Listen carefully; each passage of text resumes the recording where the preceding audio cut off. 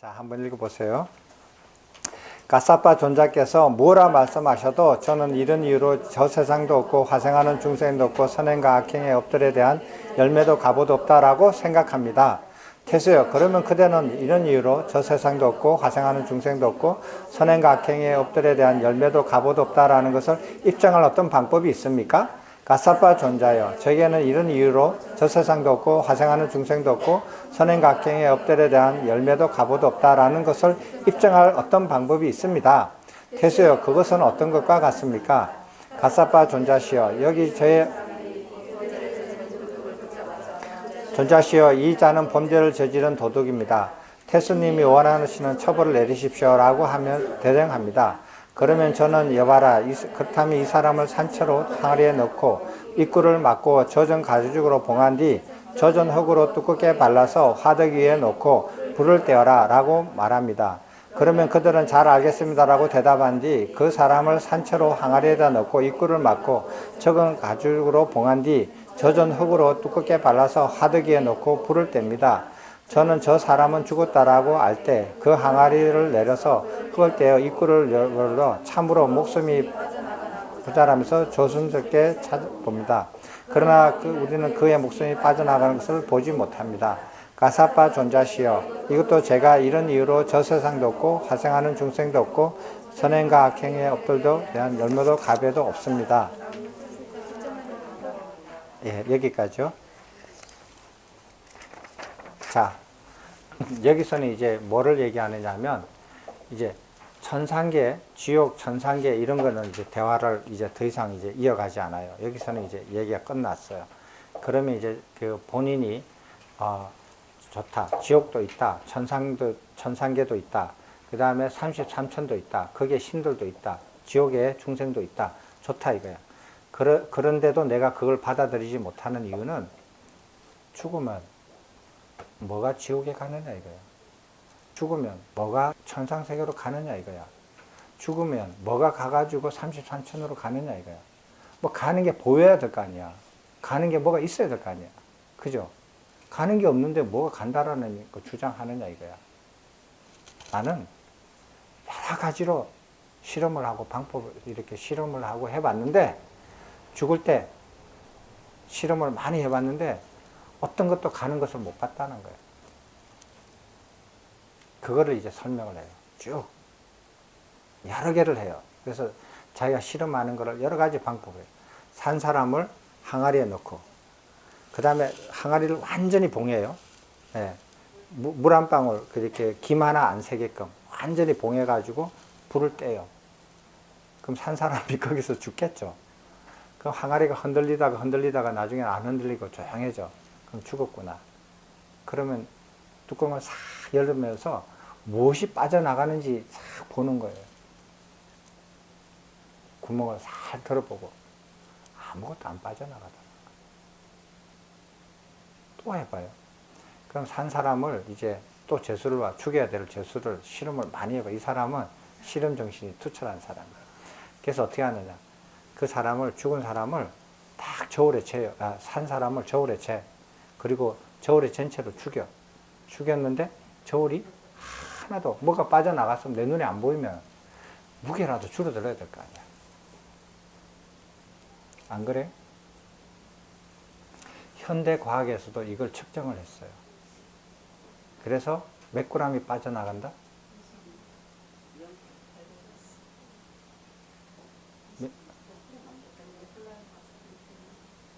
빨리 컨펌 해봐요. 그게 몇 g이에요?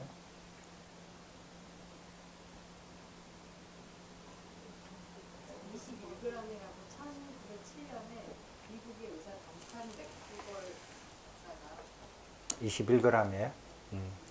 확실해요? 확실해요? 네, 좋아요. 그게 몇 g이에요. 몇 g이 빠져나갔다는 것을 현대 과학하는 사람들이 실험을 했어요. 21g이면 굉장히 이렇게 가벼운 거거든요.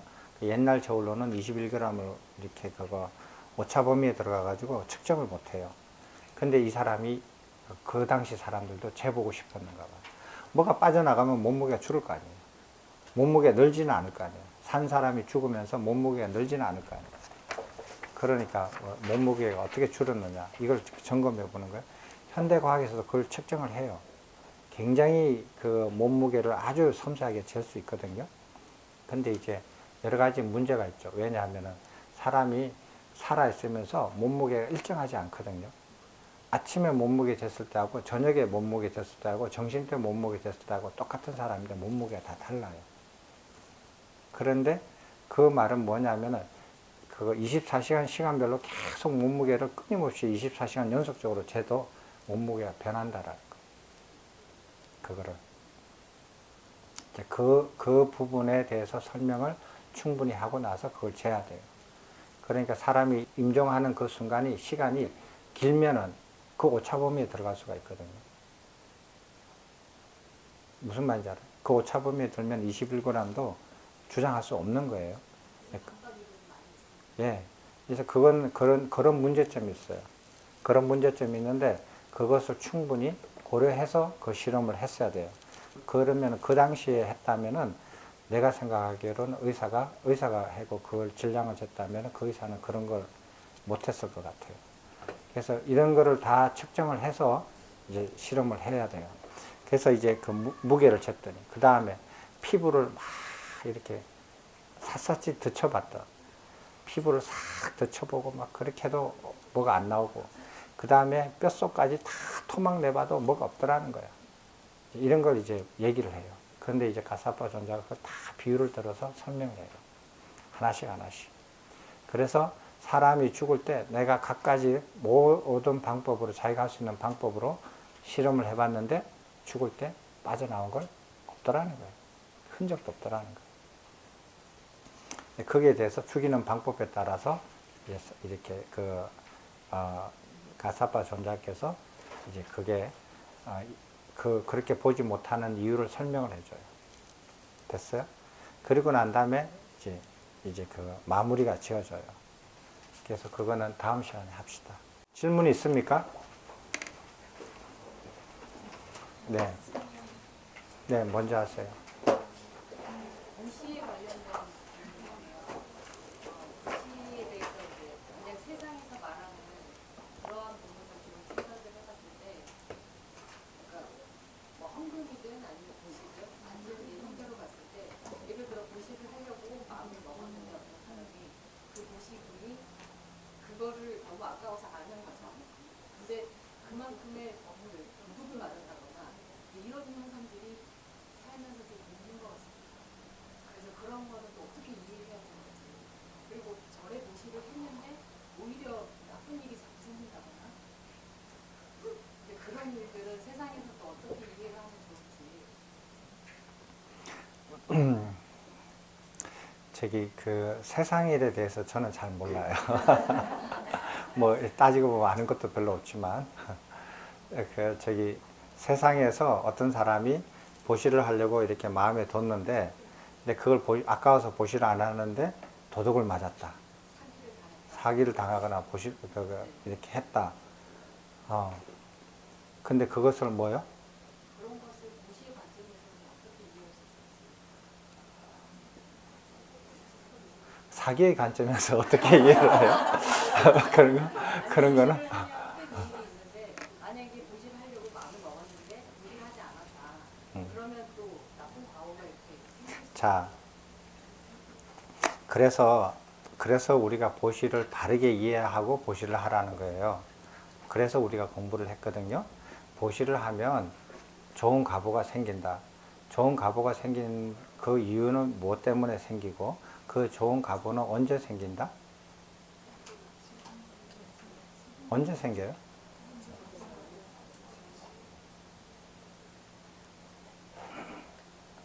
보시를 해서 좋은 가보는 언제 생기죠? 예, 죽고 나서 다음에 태어날 때 생겨요.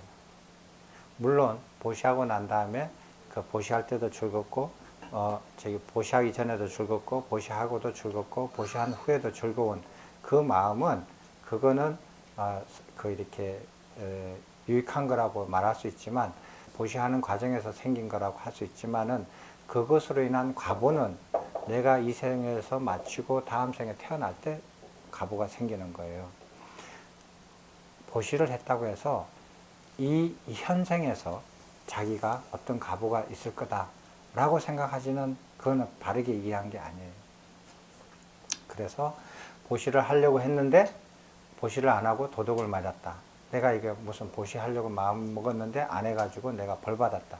가보를 받았다. 이렇게 생각하는 것은 우리가 이해한 보시의 바른 이해는 그거는 근거 없는 자기 나름의 추측이에요. 추측이에요. 그러면 어떤 사람이 도둑 맞을 거라고 도둑을 맞을 것 같다. 그래서 보시를 했다. 그래서 도둑을 안 맞았다. 이런 일이 일어날 것 같으냐 이 소리예요. 보시한 것은 안 잊어버리겠죠. 그렇지만은 내가 금덩어리를 10개를 놔뒀다. 근데 이상하게 이게 도둑을 맞을 것 같아. 아니면 사기를 당할 것 같다는 예감이 든다. 그런데도 이게 아까워가지고 다 보시는 못하고 1개를 보시를 했다. 근데 9개는 도둑 맞았고 사기를 당했다. 내가 예상한 대로. 그럼 1개 그거는 그러면 도둑을 안 맞았고 그거 이렇게 사기를 안 당한 거 되죠. 안 당한 거 되지만 그거 1개 했다고 나머지 9개까지도 도둑을 안 맞고 사기를 안 당할까? 그런 인과관계가 없는 거죠. 그리고 또 뭐라 그랬어요? 그래요. 보시를 했는데 실제로 그런 게 있어요. 실제예요. 서울의 모 사찰이 그 창건주가 있어요. 절을 이렇게 지을 때 여러분들은 이렇게 많은 사람들이 이렇게 돈을 모아서 이렇게 절을 짓는 것 같죠? 안 그래요. 그렇지 않고 한두 사람이 그 90% 정도의 그 불사금이 들어가고 나머지 사람들이 하는 사람들은 10%에서 20% 사이예요. 대부분. 근데 그게 이제 낮은 지역이 있고 그게 좀 높은 지역이 있어요. 그게 낮은 지역이 한 15%, 15% 정도 이렇게 돼요.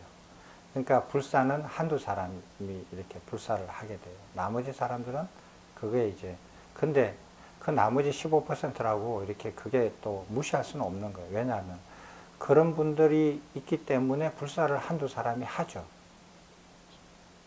그 한두 사람들이 하는 이유가 그런 사람들이 와서 공부하고 수행하고 하니까 그 한두 사람이 하는 거예요. 그래서 이제 서로가 이렇게 의미가 있는 거죠. 근데 불사를 했는데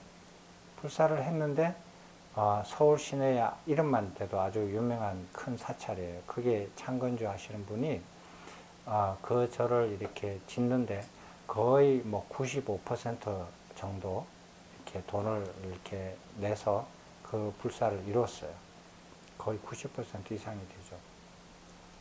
근데 그분이 이렇게 건설하시는 분인데 그래서 이제 자기가 번 돈 해가지고 자기가 역량을 다 해가지고 그 절을 불사를 크게 했어요. 그렇게 했는데 그거 다 완성하고 난 다음에 회사가 망했어요. 망해서 완전 알거지가 됐어요. 그래서 서울 시내에 이렇게 불자들끼리 얘기가 오고 가는 거예요. 자, 저 사람이 그렇게 정성 들여서 불사를 막 그냥 한 200억 가까이 이렇게 불사를 했는데 그 불사 다 하고 나서 고생해서 절을 다 지었는데 회사가 망하고 그 사람이 쫄딱 알거지가 됐다. 자, 그럼 그 보시에 그러면 공덕이 뭐냐는 거예요. 그래서 어떤 사람은 좋게 생각하는 사람은 저 사람이 보시를 해서 회사가 망하고 알거지 되는 걸로 면했다. 안 그랬으면 그보다 더 나쁜 것이 일어났을 수도 있는데 뭐 이렇게 그것만으로 해서 다행이다.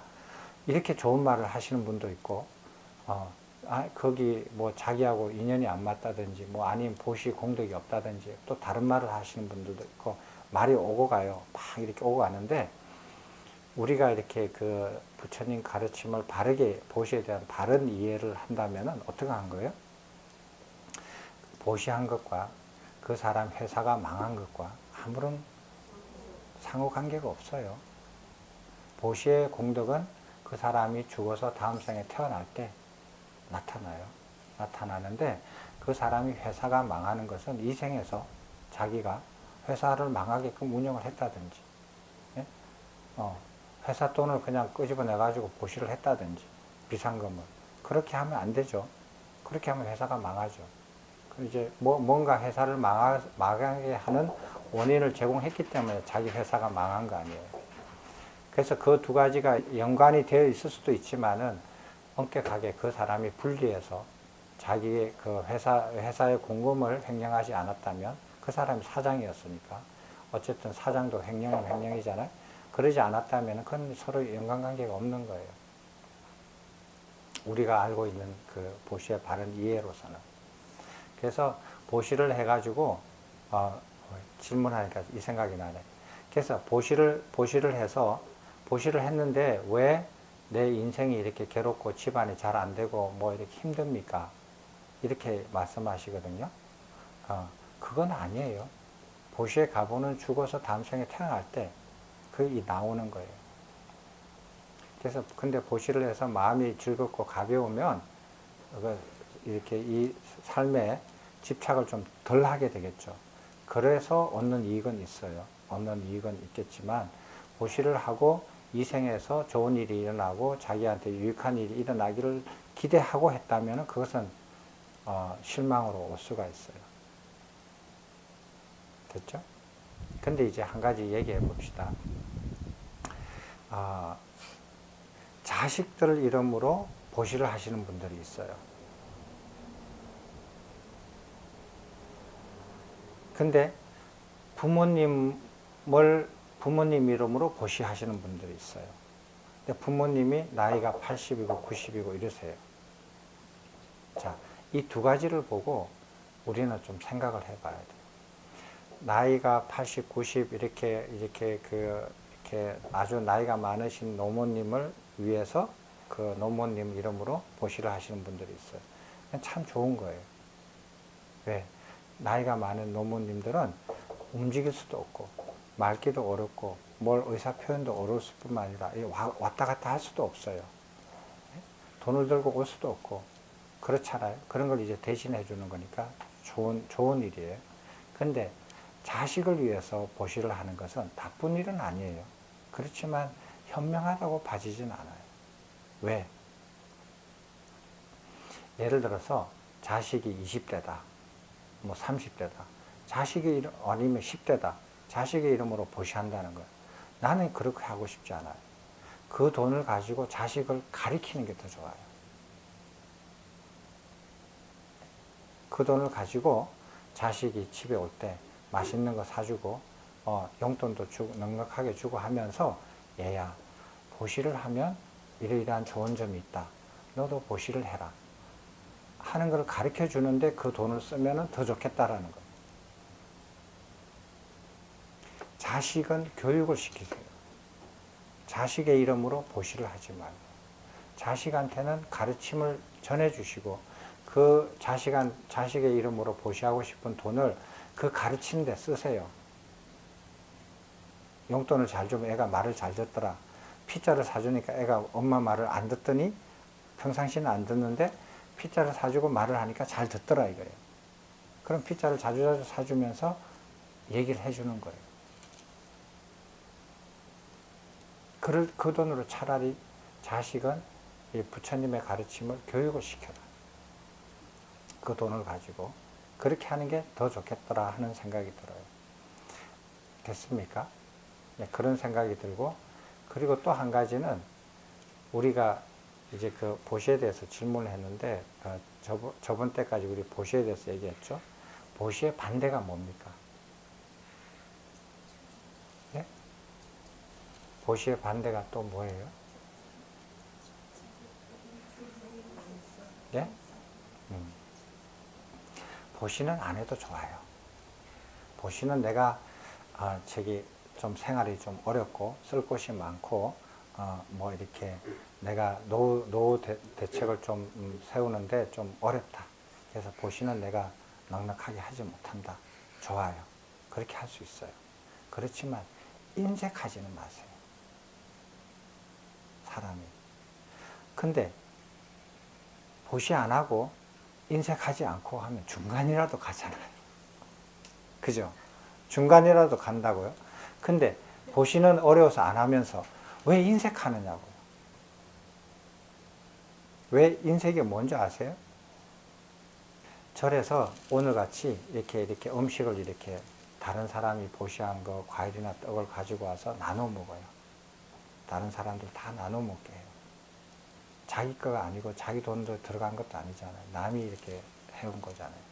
자기가 감사하게 먹으면 되잖아요. 근데 이거 다른 사람을 안 줘. 못 먹게 만들어. 인색한 사람들. 그런 사람들이 있어요. 그거 웃기잖아요. 자기 거라면은 그럴 수 있어요. 그렇게 할 수도 있어요. 부족하면.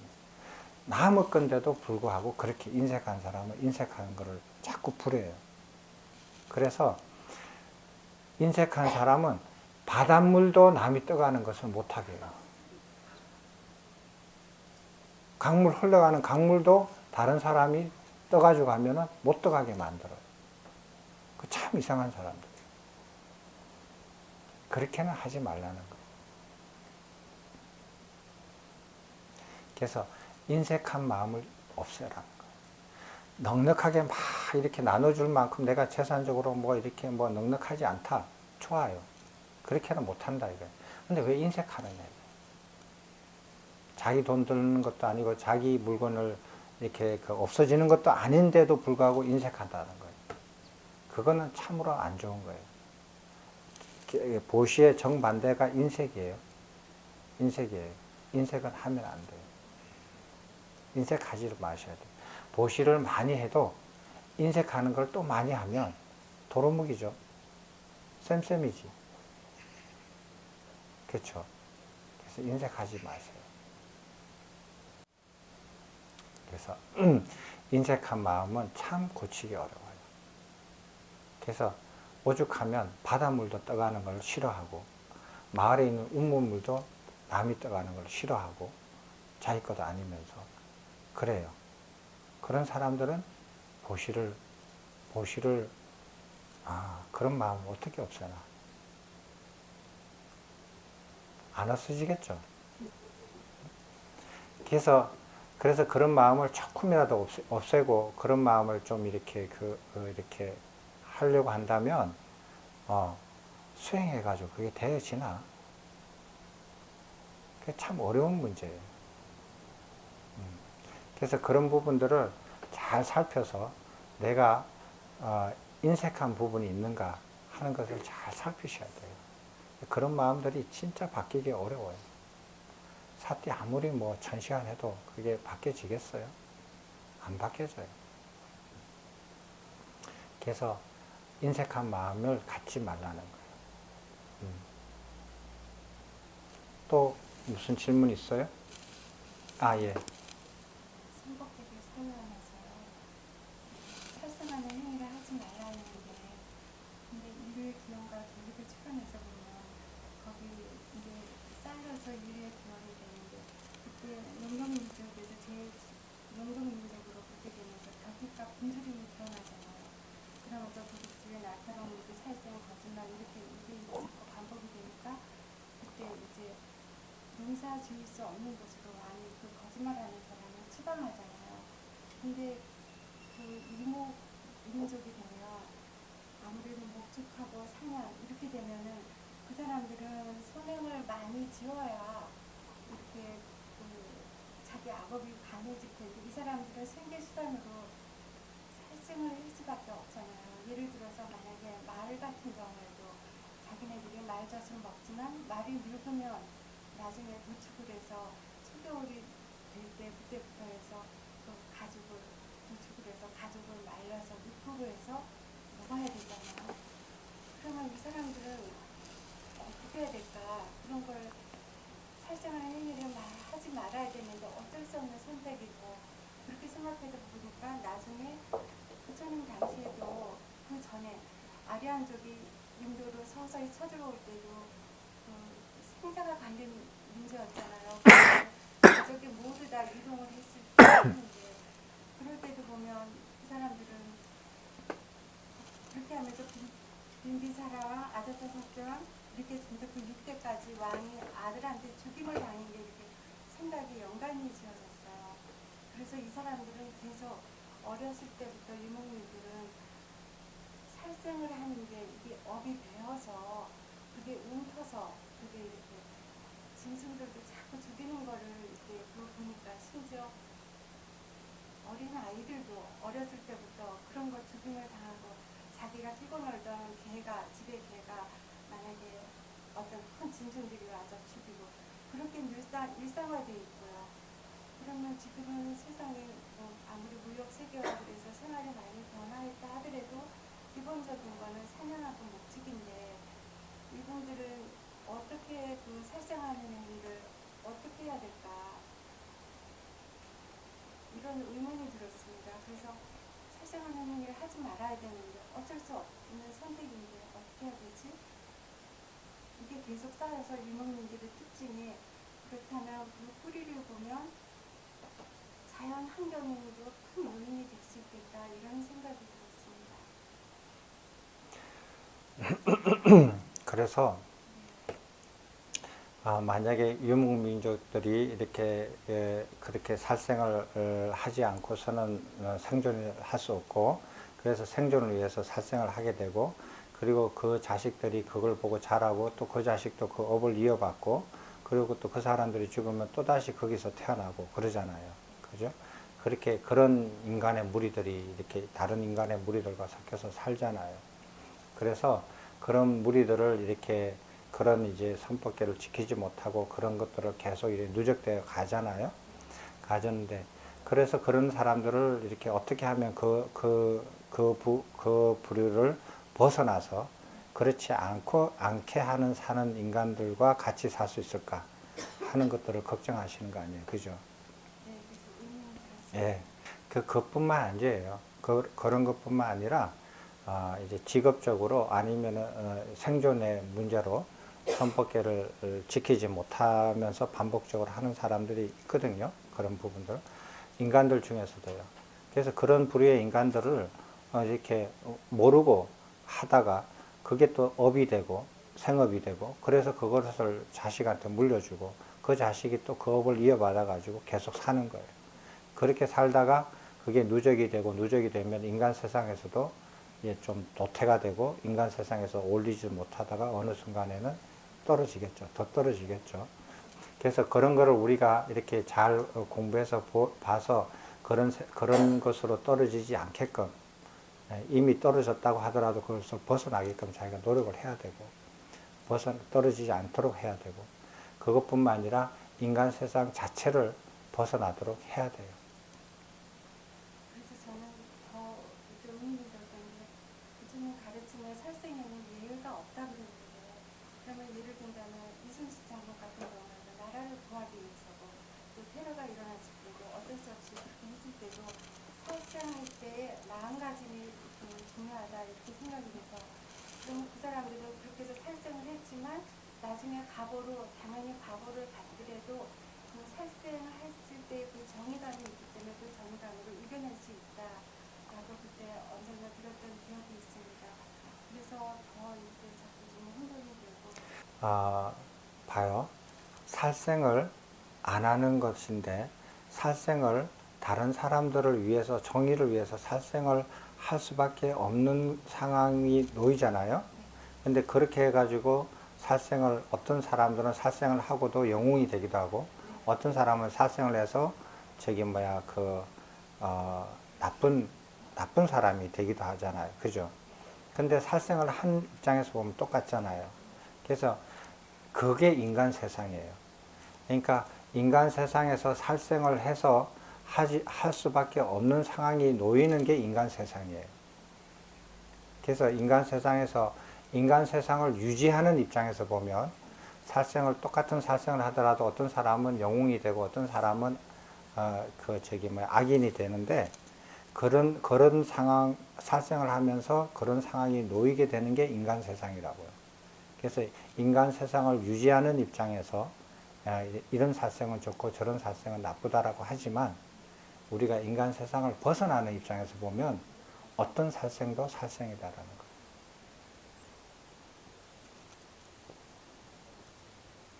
되셨죠?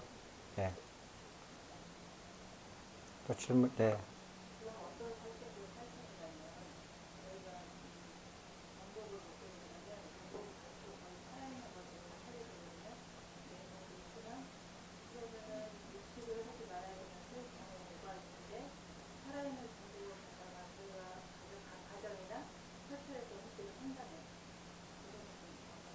자, 우리가 살생을 얘기를 할 때, 이렇게 경전에서 보면 뭐라고 돼 있어요? 몽둥이와, 살생을 위한 몽둥이와 칼을 내려놓고 라고 돼 있잖아요. 그죠? 그죠? 그러면은 우리가 기준이 몽둥이나 칼로서 죽이는 것을 살생으로 본다라고 판단할 수도 있는 거예요. 그러면 몽둥이와 칼을 쓰지 않고 살생을 할 수 있는 것들은 그럼 살생에 들어갈까? 안 들어갈까? 하는 문제가 있어요. 그죠? 저번에 한번 제가 그런 말씀 드렸잖아요. 그래서, 그리고 이렇게 자기가 살생하는 것을 인식하지 못하는 사이에 살생을 한다든지, 이런 것은 어떻게 될 것인가 하는 부분이 있어요. 그런데 우리가 개를 보면, 선법개를 보면은, 살생하기 위해서 몽둥이와 칼을 든다. 이것은 분명히 살생한 의도를 일으키고, 내가 살생하는 것을 분명히 의지를 가지고 인식을 하고 있다라는 거예요. 그리고 살생의 도구를 분명히 쥐고 있다라는 거예요. 그리고 그걸 사용한다라는 거예요. 칼을 사용하거나 몽둥이를 사용한다라는 거예요. 그죠? 그래서 이런 살생을 얘기하는 거거든요. 살생을 할 때는. 그래서 이런 살생이 아닌 살생은 어떻게 하느냐 하는 거예요.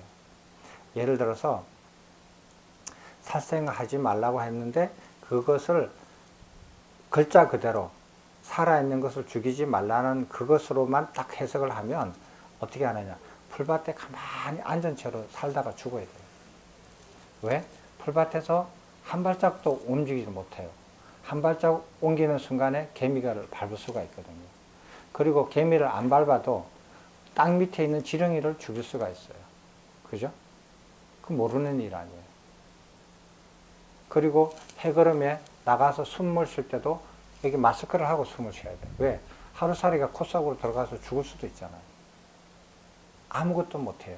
그런데 아무것도 못하고 숨도 이렇게 마스크를 끼고 껴야 되고 가만히 있다가 음식을 먹고 있어야 되는데 그렇게 하면 사람이 자기가 자기를 또 죽이는 게 돼요.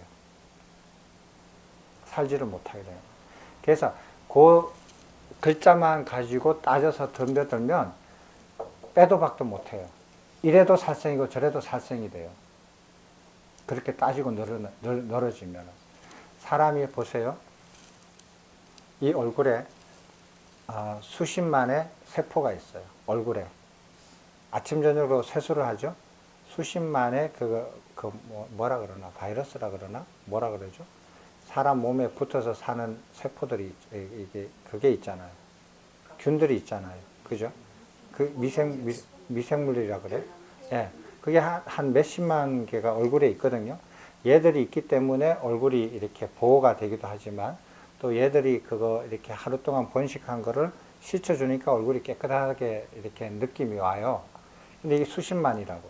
그래서 자기가 얼굴 한번 씻을 때 수십만의 미생물들이 죽어요.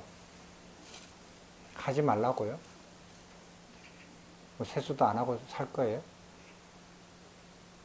그렇게 따지면 그 몸속에도 엄청난 미생물이 많거든요. 사람의 체세포가 뭐 수십 조라고 하면은 그 숫자와 비슷한 미생물이 있어요. 같이 살아요.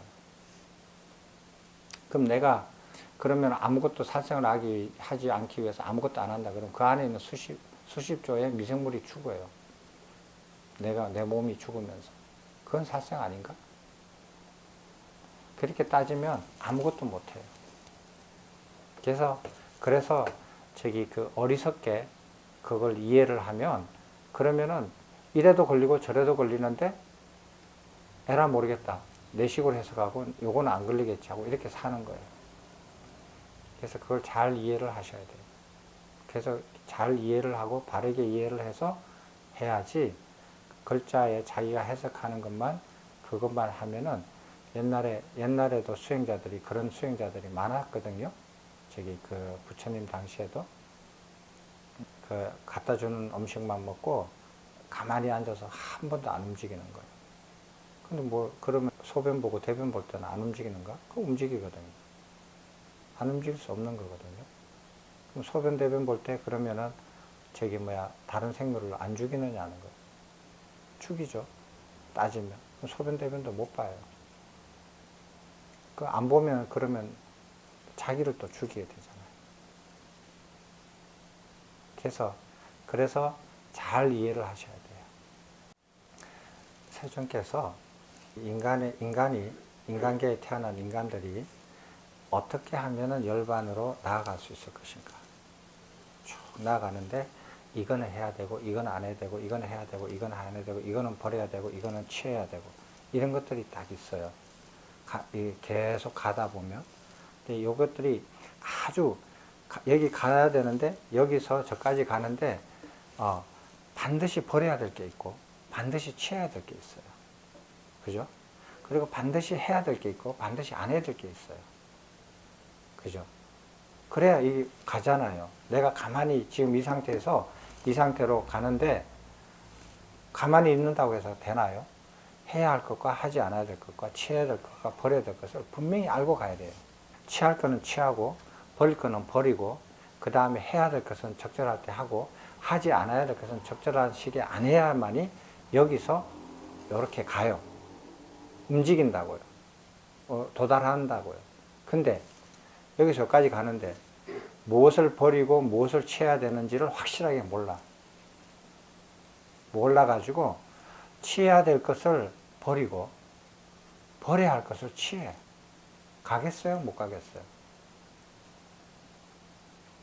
취할 것을 분명히 알고 버려야 할 것을 분명히 알아도 쉬운 길이 아닌데 그것을 헷갈려 가지고 버려야 될 것을 취해버리고 취할 것을 버려버리면 자다 깨나도 못 가요. 그거는.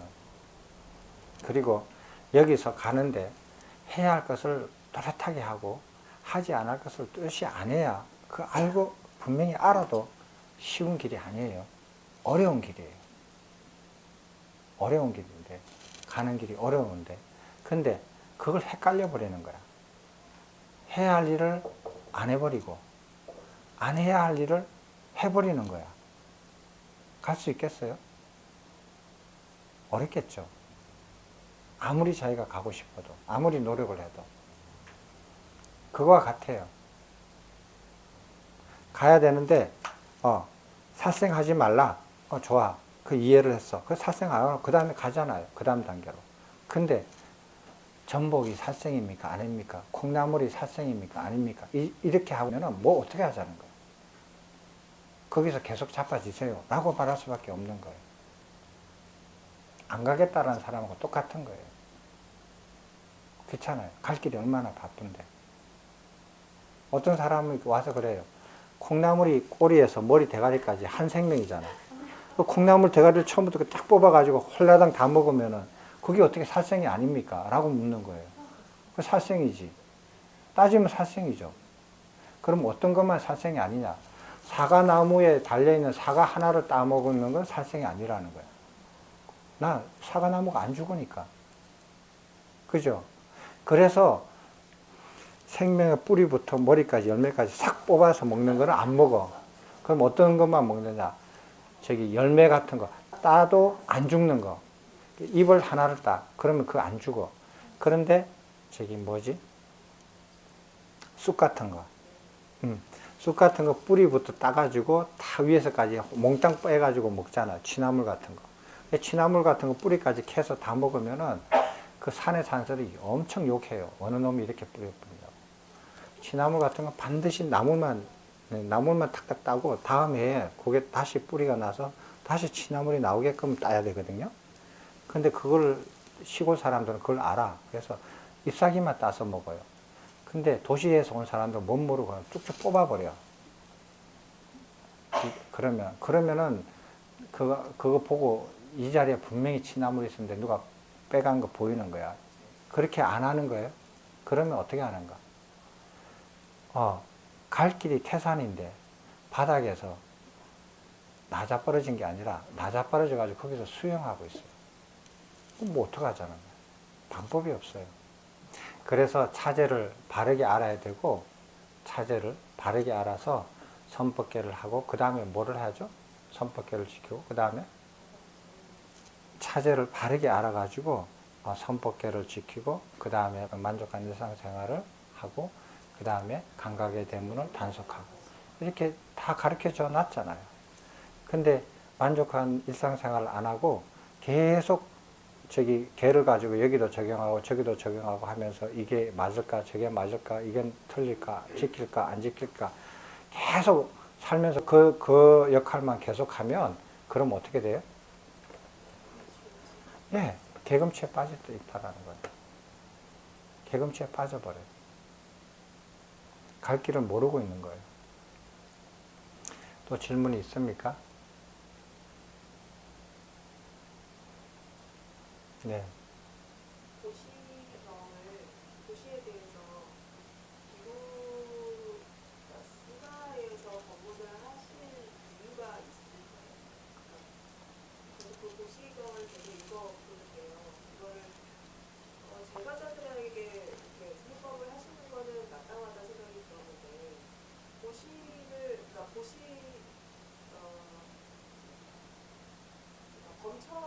범처로 나아가실 분들에게 도시에 대해서 그렇게 쭉 설명을, 그러니까 법문을 그 하시는 내용이 뭔데요? 그러니까 그 도시에 대한 모든 거에 대해서 그 내용이 뭐예요? 그 내용에 따라서 세존께서 비구들한테 설법할 수 있는 내용이 있고 또 이렇게 제가자들한테 이렇게 맞는 내용이 있고 이렇거든요. 그런데 그 대상에 따라서 헷갈려 가지고 그렇게 말씀하실 분은 아니에요. 그러니까 자기가 그 내용을 잘 보시고 왜 비구한테 이런 내용을 가르쳐 주셨는지 그걸 잘 이해하도록 해보세요.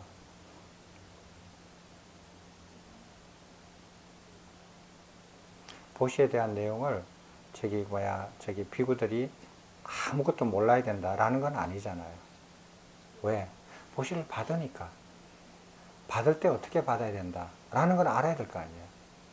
보시를 받는 걸 알아야 되는데, 그럼 하는 사람이 왜 하는지를 모르고 그걸 어떻게 이해를 해요?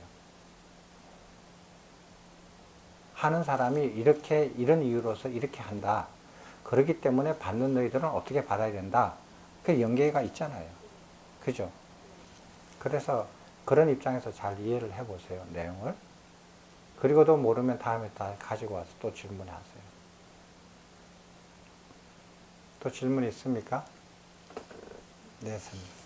이거는 권해지는 것에 궁금한 게 없어요. 제 개인적인 궁금한데요. 대성권의 스님께서 소위 큰 스님이라시는 분이 입적을 하실 때 그 사기가 나오잖아요.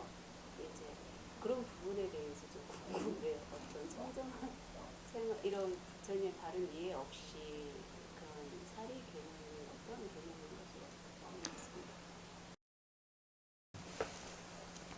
부처님께서 그 반열반 하셨을 때 사리가 많이 나오셨잖아요. 그죠? 그거는 이제 기록적인 일인데. 근데 이제, 부처님은 뭐 굉장히 많은 양이 나왔다 그랬잖아요. 근데 이제 그 일반 불자들이나 혹은 스님들이, 이렇게 이렇게 입적하실 때, 사리가 가끔씩 나오기도 해요. 제가자들한테서도 나와요. 제가자들한테서도 나오는 경우가 많아요. 근데 그게 이렇게 조작된 게 아니고 실제로 그렇게 나왔다고 한다고 하잖아요. 그러면은 그게 뭐 깨우치면은 많이 나오고 이렇게 깨우치지는 못해도 그 깨우치기에 가깝게끔 공부를 많이 하면은 사리가 나오고 이런 건가 하는 부분이에요. 그러면은 사리가 부처님한테만 나오는가? 아니면 사리가 깨달음의 결과인가? 이런 문제가 있어요. 그죠? 근데 그렇게 보시면은 보시기가 이렇게 연결시키기가 쉬운데 제가 생각하기에는 그거는 그렇지가 않아요. 그렇지가 않아서 이렇게 불교 이외의 종교나 혹은 철학이나 이런 걸 공부하다가 사람이 죽어서 사리가 나왔다. 이런 거는 있을 수 없는 일인가? 그렇지는 않을 거예요. 그래서 사리가 나오는 것은 가르침과 가르침의 수행 그 사람의 그 이렇게 가르침을 얼마만큼 수행을 많이 했느냐, 그 부처님 가르침을 많이 공부를 했느냐, 수행했느냐, 이거의 척도가 아닌 것 같아요. 그 척도가 아니고 그 사람이 평생 살았던 생활의 어떤 결과지 않을까. 육신이라는 게 그거의 결과니까, 먹고 자고 생활하는 그 일상생활의 결과지 않을까. 그런 차이로서 사리가 나오고, 많이 나오고, 적게 나오고, 안 나오고, 이런 결과지, 공부하고 수행했던 것과 어떤 연계성을 주는 것은 조금, 연결시키는 것은 조금 잘 모르겠어요. 그래서 그 부분하고는 연계가 어떻게 될지, 많은 사람들이 그렇게 연결을 시키거든요. 연결을 시키는데, 그거는 조금 아닌 것 같아요. 또 질문 있습니까? 자, 질문 없는데 자꾸 질문 있습니까? 해도 괴롭죠. 자, 그럼 오늘은 이것으로 마치도록 하겠습니다.